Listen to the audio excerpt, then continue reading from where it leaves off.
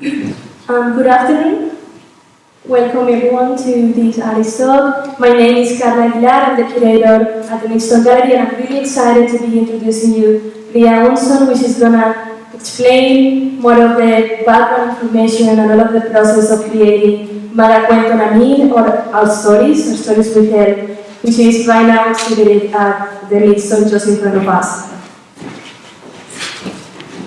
Usually the process of designing the gallery entails a lot of conversations with the artists, even at 10 p.m. I think we had conversations at that time. And you feel a lot of responsibility and a lot of pressure. I want the artists to feel like the gallery looks like the vision they had in their mind. But something really unique happened with this exhibition is that I felt that responsibility was multiplied by an entire community. I felt I wanted the exhibit not only to look like Ria was envisioning, but also to honor the stories of all the people that were inside. And I hope that this talk will give us that sensation that we were working together, but I felt like I was also working with all of the portraits. I was working with the people in the photograph of the warfare, and that was a really communal and exciting opportunity for me. I think most of you know Ria, but just in terms of a summary of her trajectory, Ria Onson is a Filipino-American artist living and working in St. Louis. She was born in Manila and immigrated to the US at age 13, eventually settled in the Midwest. Unbeknownst to her, her great-grandfather was assigned to the 1904 war affairs in St. Louis following the American colonizations of the Philippines. By sheer coincidence, or maybe destiny, she moved to the historic neighborhood that once housed the Philippine village at the fair. It is still the occupied territory of the Osage Nation, the Misuria, and the Illini Confederacy. Ria studied fine art at the Northwestern University. Her professional training is in graphic design, and she has worked in corporate America and higher education. Her art practice centers the narrative of mixed race, post-colonial Filipino America. Please join me in welcoming Ria Onson.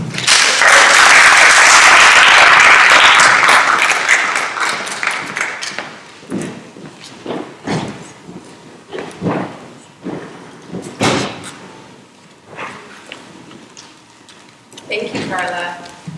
Okay, can you hear me? Is that good?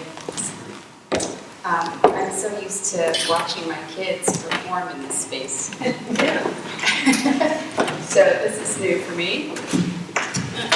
Okay, can you hear me now? Okay, good. Thank you, Carla, for that awesome introduction. And I guess I don't have to say all of that anymore. I'm a mixed media artist, so at this point I have been in St. Louis for 27 years. And like Carla said, I'm really interested in capitalism and colonialism and migration and how those things have really affected my lived experience. So what I'm going to do here is give you a little bit of like a historical context for my work, so that way when you're in the gallery, you can place it inside of this larger story. So my art practice is research-based, which means when I'm making art, half of that time looks like studying. I like to think of my art practice as creating these artifacts that document everything that I've learned through the process. And a lot of that is really, again, my experience as a migrant and as a post-colonial subject. So I create artifacts that center parts of the American and Filipino history that have been erased or misrepresented or forgotten or excluded. So through my research, I've been able to understand better my own experience as a Filipino American and how it was shaped by all of these subjects. And that the life that I live today, that I thought, that I chose through a series of independent choices, is actually a legacy of events that transpired over 100 years ago here in St. Louis, specifically the World's Fair of 1904. So, as Carla mentioned, my great-grandfather was brought to the fair. He was one of 1,200 Filipinos. So here he is on the steps of Festival Hall. On this World's Fair map, you can see where the Philippine village is situated. So this map is oriented with south facing up, which we will come back to later. But for right now, we're going to zoom in and we're going to reorient ourselves so we can match up this historical map with a Google map from today. So anyone who's local will recognize Skinker on the right, which is bordering Forest Park. And then down the middle, there's DeMont Avenue. There's Wydown Boulevard across. So if you're familiar with Wydown Terrace, it is listed on the National Register of Historic Places. So it used to be Arrowhead Lake, which bordered the Philippine reservation.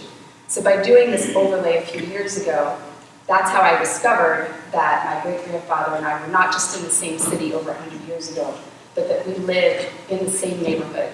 And I lived where basically like that land, in the land where the Philippine village was. So every day I was walking in the same places that my ancestor walked. My kids actually went to the school that now sits on the former grounds. The Philippine village is most well known for being a human zoo, for putting on display over 40 tribes of indigenous people from the Philippines. According to David Francis, who was the president of the World's Fair Commission, over 99% of fairgoers went to the Philippine village. Sorry, a little technical difficulty here. And these 47 acres were not just the largest, but they were also the most popular at the fair. And when people were asked about the fair decades later, it was the anthropological exhibits that they most remembered. So staging the Philippine village, the Philippine exhibit, cost $1.5 million in 1904. So that's roughly the equivalent of $35 million today. So that was a lot back then. Why did the fair organizers go through so much trouble and expense? So a little context, let's travel back to 1898. Can anyone tell me the significance of this year? Philippine-Spanish War. That is correct. What has Independence. been known up until this point as the Spanish-American War. So with this victory over Spain, America acquired the Philippines for $20 million. The problem with this was that the Philippines wasn't Spain's to sell at that point. The Philippines also won their Revolutionary War against Spain, and independence was actually declared on June 12th of 1898. So what followed was the Philippine-American War. So February 4th, 1899, America invaded the Republic of the Philippines. So American citizens were really divided about the colonizing of the Philippines. There was a treaty, the Treaty of Paris, in which that $20 million transaction took place between Spain and the US, and it was only ratified in Congress by one vote.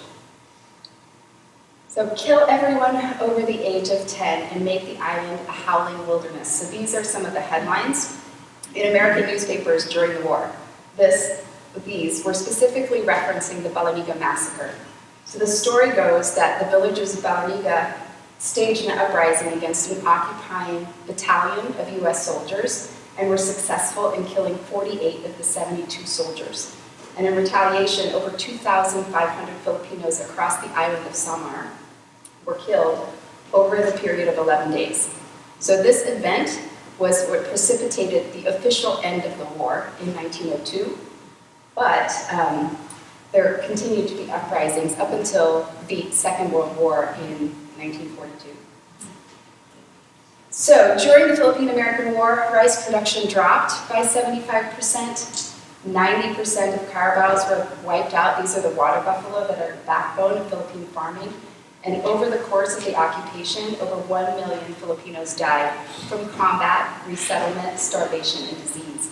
So that was an eighth of the population at the time. It was a genocide. So not surprisingly, there was a lot of public outcry about American occupation, and some very prominent Americans who were vocally anti-imperialist, Mark Twain being one. He was pro-self-rule.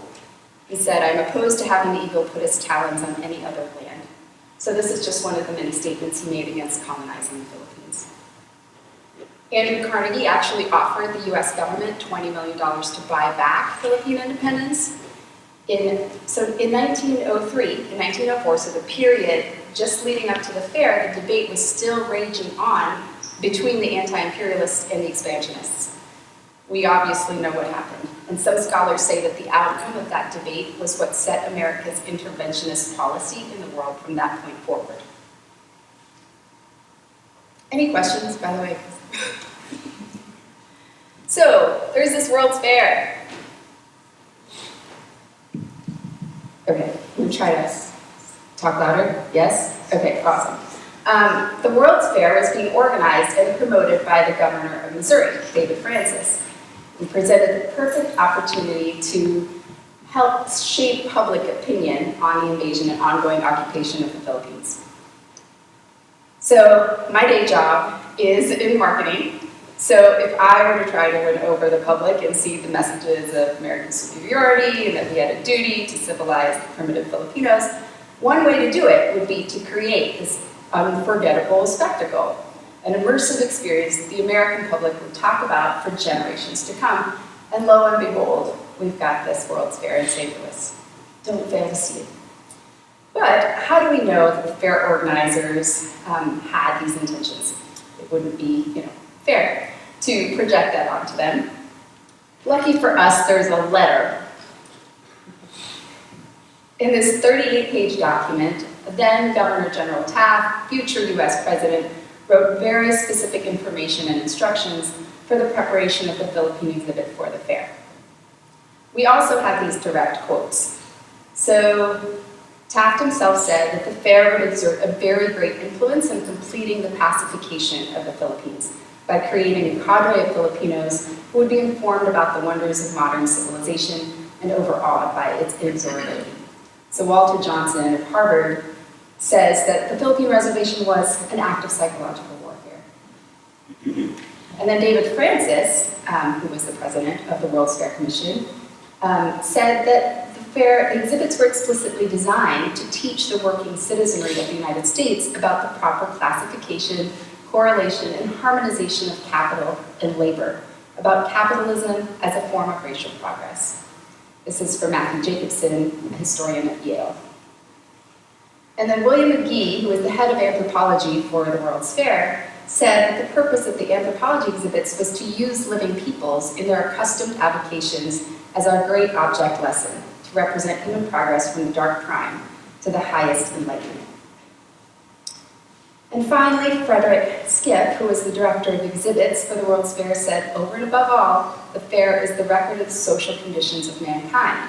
So he goes on to say that, different races and different people may safely proceed or in fact have begun to advance towards a still higher development. So these are quotes regarding the anthropological exhibits specifically, not about Edison's lights or the showrooms or the car showrooms and the floor clock. Those things are about capitalism.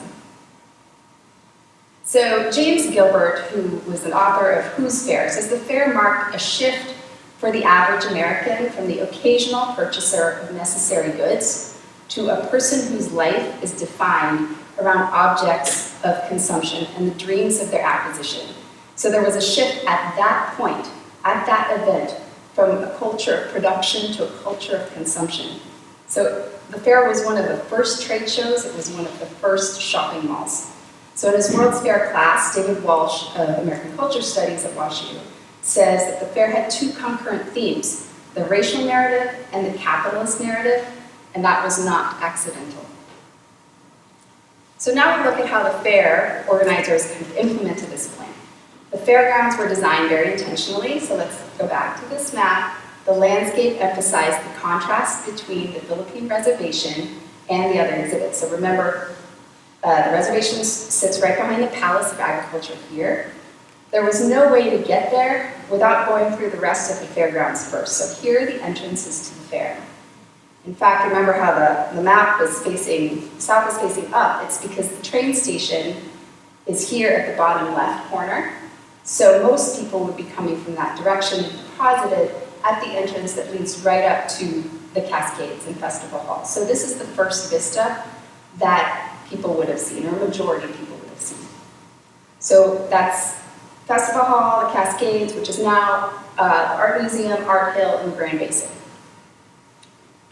So this is the Art Museum, just to show you the relative size of Festival Hall. So that structure sat on Art Hill. Then they would have to walk around the Palace of Agriculture, which is that building right there. And they were actually called palaces, by the way. The word palace comes from the Latin root meaning house of power, or literally, house of the emperor.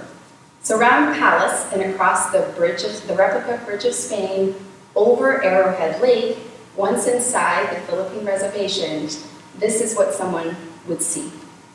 They would see straw huts and a moat separating the village from the palace. So the optics are pretty striking, but what a fairgoer couldn't really experience, even if they cognitively knew this, is that 10,000 laborers worked for over 2 years to build the palaces, while the Filipinos had to build their own shelters in the month that they were here preceding the fair. So I don't like to show these images without showing the following slides also, because in addition to the tribal villages, the Philippines also had cities, like Manila, where I'm from, that looked like this in 1899. You can see the date on this stereograph. But these images weren't important to the fair organizers. They don't show what they wanted their visitors to remember, because they don't support the narrative of the Philippines being an uncivilized country that needed to be lifted up from savagery.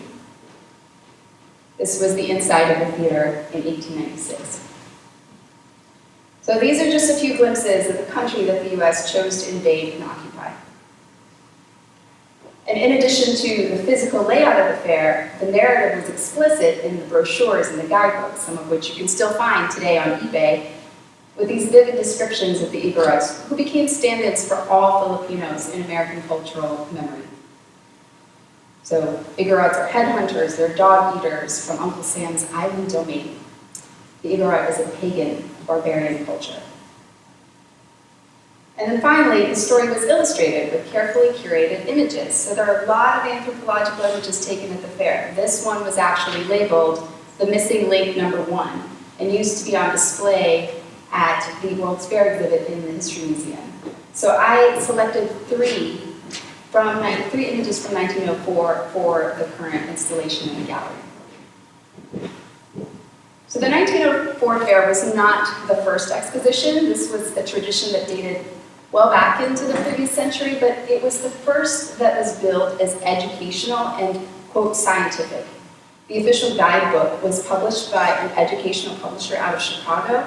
It was promoted to schools and teachers. Students got in free. So all of the physical structures were demolished. What was meant to endure were the lessons and the stories that could be retold and celebrated and commemorated, and are, especially here in St. Louis. For a while after the fair, there were fair reenactments in Forest Park, actually in the Grand Basin. Then, of course, there was the movie, Meet Me in St. Louis. There is at least one documentary that I know of that was underwritten by the World's Fair Society.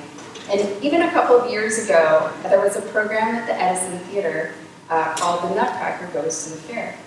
So again, from David Walsh, I learned that the fair was designed as a forward-facing projection. The fair organizers were creating a narrative of the past for future generations. So here's an online article that was circulating on my Facebook feed just recently. It says, the World's Fair was the birthplace of modern festival icons like the waffle cones and cotton candy and Dr. Pepper and hot dogs. The funniest thing is, none of those things are actually true. These are all part of the mythology of the fair, right? The waffle cone being invented, not true. Iced tea, not true. Hot dogs, which were supposedly named because of the Igorots' dietary habits, not true. They were in New York in the 1860s. But all of these seemingly innocuous bits of trivia keep the myth of the fair alive. And these are the curated memories that are passed down through generations, so that by the time I landed in Madison, Wisconsin in 1985, the most common questions I got from my high school classmates was, do you eat dogs? And did you live in a tree? I was so taken aback by these questions because this is my neighborhood in the Philippines. So my house is about 2 blocks south of this, not south, off the edge of this image. And You can see how I would be confused by these questions. This, I don't know if I can see, there, that building right there is where I took art classes every summer. It was kind of like COCA, every summer and on weekends. So it was only decades later when I went to the archives of the Historical Society on Skinker and I held in my hands those brochures from the World's Fair and I read those exact phrases in those guidebooks that I had this feeling that the same way that my ancestor was here in 1904, all my classmates' ancestors could have easily been here too. There were 20 million people who attended the fair. They came from all over the country. It's not a stretch to think that families came from neighboring states like Wisconsin to attend. So those impactful firsthand experiences were perpetuated further through every book and article, commemorative spoon, and documentary about the fair since then. These stories about Filipinos endured 4 generations to confront me, who in 1985, at Winona Grove High School, was the first and only Filipino they had ever met. And those are the stories that began my assimilation. So although unconscious, I see now how hard I worked to convince everyone around me, including myself, that I was just like everybody else, instead of a dog-eating savage who lived in a tree. My friends were all white, and eventually I settled here with my now white ex-husband. This is how you end up with a person who looks like me, who talks like this, who lives here, and whose livelihood promotes American higher education. It's David Francis, William McKinley, his benevolent assimilation policy, William Taft, and a World's Fair. Essentially, I am a construction. So this is one of the pieces that you'll see in the gallery. I picked specific books to explore different aspects of colonization or migration or assimilation. So this is a self-portrait I painted on a vintage edition of Tarzan. So I chose Tarzan because the story is about taming the beast and Tarzan's struggle to find belonging. So I replaced my dress with a collage of pictures from American fashion magazines, and on the facing page I ghosted out a childhood picture of myself, savage, a way to symbolically capture the whitewashing and erasure that you saw in the previous slide. So back to the fair. How did my grandfather come to be part of this exhibit? So Ramon Ochoa was in the inaugural class of the Pensionado program, which was established by Taft. 16 to 17-year-old boys were selected by examination and sent to American universities with the understanding that they would go back to the Philippines after they graduated and fill civil positions in the colonial government. So for the first cohort of 100 boys, their first assignment was to work as guides and waiters at the fair. So the reason for them being there wasn't just for the labor and the logistics, because they needed someone to do those jobs, but also for the optics. So in contrast to the native tribes, that were displayed as primitives and savages, these pensionados were proof at how easily the local population could be civilized and how the American presence in the Philippines had already improved the lives of the Filipinos. So other pensionados went back and they became Supreme Court justices and politicians. One founded a university, one was the Secretary of Education, so on and so forth. My grandfather, Ramon, did in fact go back to the Philippines and was informed of the wonders of Western civilization as Taft intended. He rose in the ranks of the Philippine Constabulary and actually fought alongside the American troops against Filipino insurgents. So I grew up with this portrait of him hanging in our living room. He named his daughter, my grandmother, Daisy, which is not a typical Filipino name. She spoke with an American accent, although she's never lived anywhere else. She chose to study English in college, and she would often remind me how lucky we were to be the only Asian country who spoke English. The other big influence was the American education system that was established in the islands. So this was basically an extension of the residential school system that was created in North America during westward expansion. So it said that Spain colonized with religion, while America colonized with education. They deployed soldiers and teachers, so this was part of McKinley's benevolent assimilation policy. Their position was that they were giving Filipinos the gift of English, In contrast, Filipino historians often refer to it as US language terrorism, because not only were Filipinos forced to learn in a foreign language, but they were forbidden to speak their own languages. So this is why language plays such a big part in the exhibit in Mga Kuwento Namin, and that I chose Filipino languages for the titles of the portraits that you see in the gallery. So this form of colonization, so both the pensionados and the educational system was so effective that within one generation, the Philippines really became a reflection of America. A lot of people referred to it as a suburb of California. So Daisy married Miguel, who went by Mike because he was similarly from another family who was Americanized. He got his graduate degree here in Boston, and two of their children would eventually study in the States, and when it came time, I would choose to go too. So you can see how the path to my American education was paved with generational precedents and fourth generation educated here. My choice seemed like the most natural decision in the world, but notably my half-sisters from my mom's side, who don't share my mom's lineage, had no inclination to come. So learning all this familial as well as geopolitical history, I've become really interested in memory and what is remembered, what is forgotten, what is left behind, and what is brought forward, and how that shapes the future. So if you talk to Filipinos in the Philippines who were born mid-century, so my parents' generation, there's a 50-year gap in their memory of Philippine history.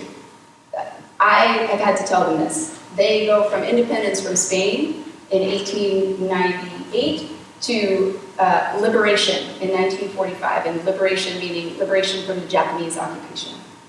So one of my creative inspirations is Filipino-American author Gina Apostol, and I learned a lot about the Philippine-American War from her. And she says, forgetting is an aspect of genocide. So my art practice has become an intervention and a remembrance. And what's the best way to make sure people remember? If history were taught in the form of stories, it would never be forgotten, ironically says Rudyard Kipling, author of The Jungle Book, who is, which is one of the books in the show, and also the author of the poem, The White Man's Burden, which is about the colonization of the Philippines. So this is just all stage setting for the show across the hall.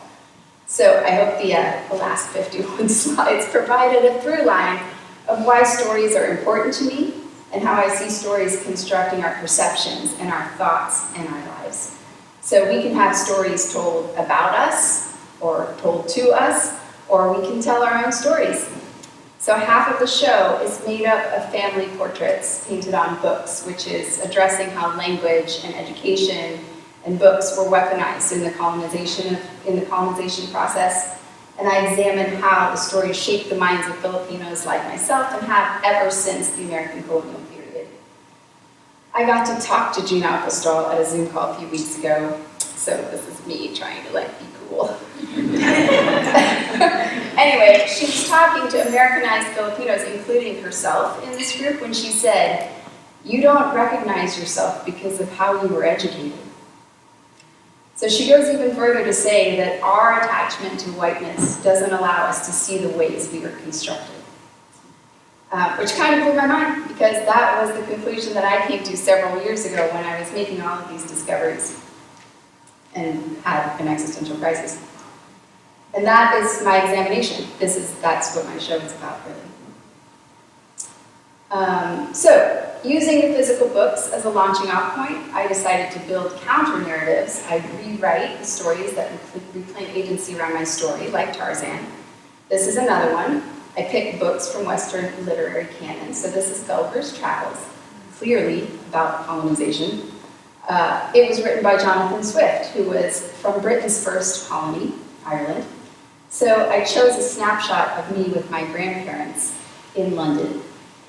We became travelers, posing with trained monkeys dressed up in suits. I also emphasized certain phrases in the text so that the page now tells a different story.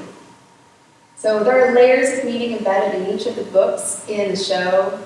Yes, they are also constructions, literal constructions, but they are mine. The other half of the show is dedicated to these 3 multimedia installations that have 3 components. So the acrylic portraits of the Filipino women who live in St. Louis today, some of whom are here. Photographs from the World's Fair in 1904 that are projected on the portraits. And phrases that each of the women's subjects offered as their personal story, translated back to their Filipino dialects and serve as the titles of the portraits. And also those phrases play in the gallery as a looping soundtrack. So the concept itself is pretty literal. It's how we as Filipinos today continue to be distorted by projections of Filipinos from over 100 years ago. Actually, these specific images of Filipinos at the fair in 1904. So that's kind of the organizing principle behind the project. The most important thing to me is for you to experience it in the galleries. I'm not going to be really explicit about like all of the little things, but I just wanted to note a few important notes from it that I was trying to hit. So as far as the titles themselves and the translations, Carla was really enlightening, and she really helped me come up with basically deciding not to translate the titles on the walls, because she said this to me, and it's like something that I have written down now. There is an expectation of certain communities that they must be ready for consumption in order to be seen. So the process of translating the stories was really surprisingly challenging. Like, although I knew that intellectually, that there isn't really a direct translation, I found like this sense of responsibility of trying to be accurate about how to translate their words back and what they really meant. And now I really understand more fully and kind of grieve more fully over what was lost in language suppression. The other thing I wanted to mention is just that I envisioned the show to have this audience participation component. So when you're in the space, your bodies in the gallery are actually the interventions, right? So I envision people walking in front of the projectors so that your shadows and your bodies are the things that actually make it possible to clearly see us. So let's see. The portraits themselves. I approached them with a lot of care because I was conscious of the fact that I was still mediating, similar to the words, which I wasn't expecting that I was mediating, but I ended up doing. Even though each subject was an active participant in the process, they selected or approved the reference image. The interpretation of their likeness was still being translated through my eyes, my brain, my hands with brush and paint. So because of this, I started with an actual projection. So I projected their images on the panels and made sketches to make sure that I had everything in the right proportions and that there was as little distortion for me as possible, and then I painted from there. And even then I was still hyper aware of what made this different from Jessie Tarbox Beale's camera lens in 1904. So I want to say I hope that love is enough. You know, these are not random people. These are women that I love and admire and I feel connected to. People who trusted me with their likeness. So if I didn't love them when I started, after spending 20 hours looking at their faces and trying to figure out what made them them, I certainly do now. So let's see. Translation and mistranslation, inaccuracy and misrepresentation. It occurred to me in working on the show that these challenges are not unique to Filipino Americans or any other hyphenated identity or ethnic group. This is a human condition. So we're always translating, we're always mediated. People don't see us the way we see ourselves. We're always distorted by someone else's projection onto us. And we are always translating someone else's projection of themselves through whatever we're feeling or thinking in that moment or in that encounter. So it's a matter of to what degree.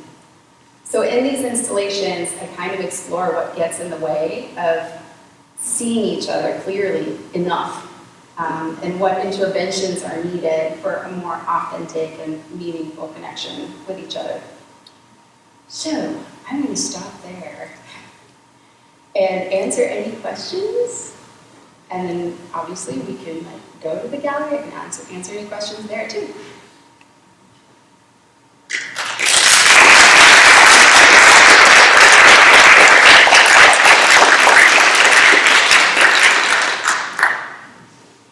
Question?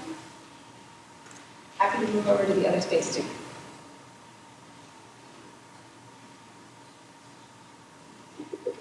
All right. Yeah, I had a question that I think is more general than is specific to the paintings. You mentioned, there's a clear switch within a very short period of years from a Spanish colonial state to a U.S. colonial state. In Filipino culture, how are they distinguished? Is there a view that one was better than the other? Is there a recognition that both of these occurred? I think now more so. I think any Filipino is welcome to answer this as well. Because this is just my own experience, right? So I don't want to speak for anyone other than myself because we are not a mom. But I think that it's all mixed in there. If you go to the Philippines, it is really a mix of so many different cultures. It's not just Spanish and American, but also Chinese and Malaysian and Thai and Indian and everything else, South Asian. So that's one. But I think because of the amazing PR campaign of the Americans, there is this leftover legacy of, the Spanish were horrible. And that there was this kind of rescuing of the country from this really oppressive, 300 years. That was a long time.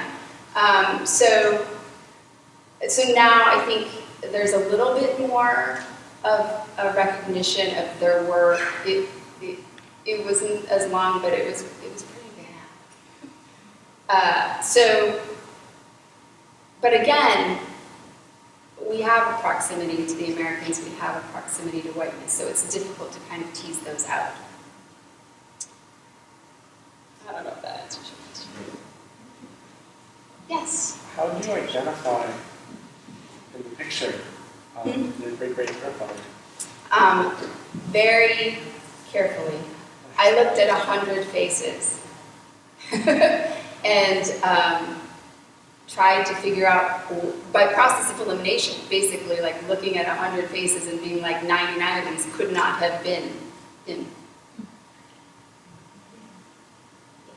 Yes. Were you able to find any source material in the Philippines? I know you're kind of studying this as far as how they were perceiving the World's Fair at the time and what that. No, that's what's amazing, right? And that was why it's such a shock and a surprise when people have these perceptions, because I don't think anybody knew. So when I first moved to St. Louis, the questions from my family is like, where? They had difficulty even placing where St. Louis was. So that's not necessarily like top of mind, at least again for my family. California, New York, the coasts, are really the only things. Which I think, again, is super interesting because if you look back on that time, the turn of the century, there was such a ridiculously weird tie between St. Louis and Manila, right? Because St. Louis at the time was the center of everything, and they were actually talking about moving the capital here. So all of the power players were here, which at the time that we became a colony.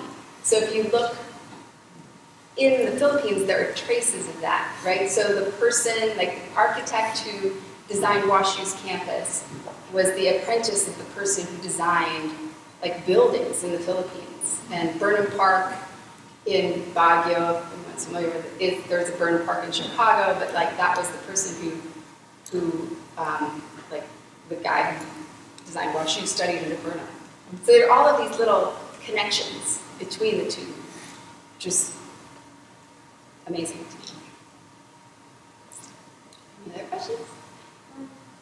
Yeah, one of the things I really like when watching the projections is the photograph of the European community with the comparison of the women portrait. And I want to ask you, why did you decide to make your portraits focus on women? So the idea was actually to do 100 portraits of women to replace the 100 pensionado boys. So this was actually just the beginning of this project. It's kind of like a longer, bigger thing. So that was the driver for that.